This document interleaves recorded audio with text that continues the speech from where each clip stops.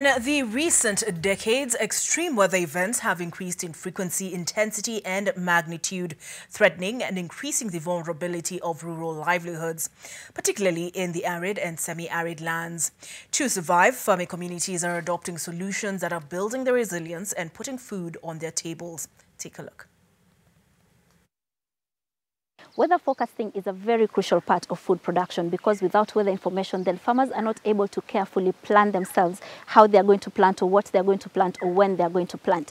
And as the years go by, Kenya Met has found it necessary to engage the services of ordinary farmers to collect this weather information, which is then relayed back to the farmers. And we're in the home of one such farmer here in Embu to see exactly how this works.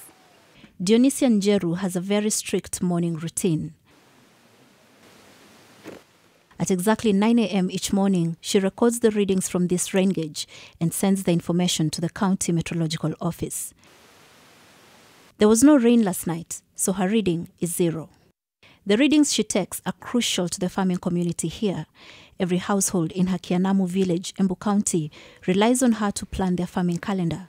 She was recruited by the Kenya Meteorological Department as a weather observer to ensure accurate weather forecasting. I was told it is called standard rain gauge. I was trained on how to operate that standard rain gauge, how to take the readings. The Kenya Met then disseminates the forecast to farmers through text messages or public barazas on a weekly basis. For us to forecast any weather, we have to have historical data. And this historical data was not available for us in this region. Dionisia is one of 7 Embu residents who have been recruited to observe the weather, bringing to a total of 14 weather stations across the county. The Kenya Met says that since establishing the community-based rain gauges, the accuracy of forecasting has improved tremendously. Before installing these rain gauges in these farmers' farms, the accuracy was a bit low. That one I can attest to, and people are complaining. In fact, farmers were saying that we are lying. Weather forecasting inanisaidia venye tumeambiwa in advance, tunapata kuprepare na mapema kama tunajua ile mbegu tutapanda. Embu County heavily relies on the agricultural sector, with the vast majority of the population involved in the agricultural value chain. But unpredictable weather and climate change has thrown many locals into the ruthless grip of chronic food insecurity. From 2015, 2016, 2017 onwards, we started receiving very little and unreliable rainfall. It affected us because we as farmers, there is the timing of when to plant and what to plant. While some have given up on farming altogether, Dionisia and many others are now learning to survive the changing climate with help from the Ministries of Agriculture and Environment. We have been trained on conservation agriculture. That conservation agriculture, it is where we've been shown how to open up our chambers, not really digging. We open up, and that range where we have opened up, we plant our crops. This collaboration is run under an IFAD-funded project, KSEP KRAL. The project, which is running in 13 counties, seeks to build the resilience of farmers through climate-smart agriculture, agroforestry, and accurate weather forecasting. Climate change in Embu is life. Because 30 years ago, even my farmers tell me that they could predict on weather on by themselves. They could know when the rains are going to start and when they are going to end. But they have attested that within this time, they cannot tell because climate has changed. The time for the rains to start, they can't know, and when to end. Many places in the tropics, like in Kenya, if you get the weather, for example, in Embu or in Nairobi, it's very, very different. The weather is very localized.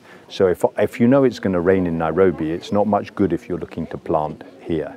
So having these localized weather stations and reporting really helps farmers to make better use of the rain and the crops. We have seen increased productivity in the crops that we target here, green grams and sorghum. We've seen productivity increase up to about 50% green grams about 100% or thereabout. The other thing we've also seen is that we've seen a drastic reduction in post-harvest losses. Before I was harvesting maybe 10 kg of sorghum. But now I'm happy because even when the rains are retro, I normally harvest more than 2 bags. Before tulikuwa tunapanda ile mahindi kubwa, ile inaitwa Pioneer. Lakini saa hii kulingana na hii climate, unajua yetu ni semi-arid, tuko ina semi-arid. Sasa tumeambiwa hiyo inataka mvua kubwa. Sasa tukaanza kupanda hii ambayo itaweza kukua na haraka. Parts of Embu are classified as semi-arid. Frequent droughts and successive seasons of failed crops pushed the farmers of Karimari Rutune village to the edge, leaving them with no choice but to adapt. And so the farmers put their money together and started an irrigation project to get the much needed water into their farms. Shamba langu ni ekari moja. Hapo mbele ni mpande ya kabla ya kuwekewa maji, tunakuwa tunalima kiasi kidogo sana. Jua kama unategemea mvua unalima season 2. Lakini baada ya kuwekewa maji, hiyo season tuseme ilikuwa mara ndufu. Juu nalima season 4 kwa mwaka. Mimi sikuwa nakaa hapa, nilikuwa nashinda vibarua kwa watu. Tunaamka asubuhi na bibi, tunaenda vibarua kwenda kutafuta kitu ya kukula, lakini sasa siendi vibarua, tumeingia njiri hapa. Hata kuna watu ambao sisi wanjiri watu. At least 20% of the population in Embu County is estimated to be living in extreme food poverty, a situation made worse by the rapidly changing weather. The county is, among others, benefiting from a World Bank-funded locally led climate action program intended to help communities across the country to adapt to the changing climate through local solutions. Zainab Wandati, NTV.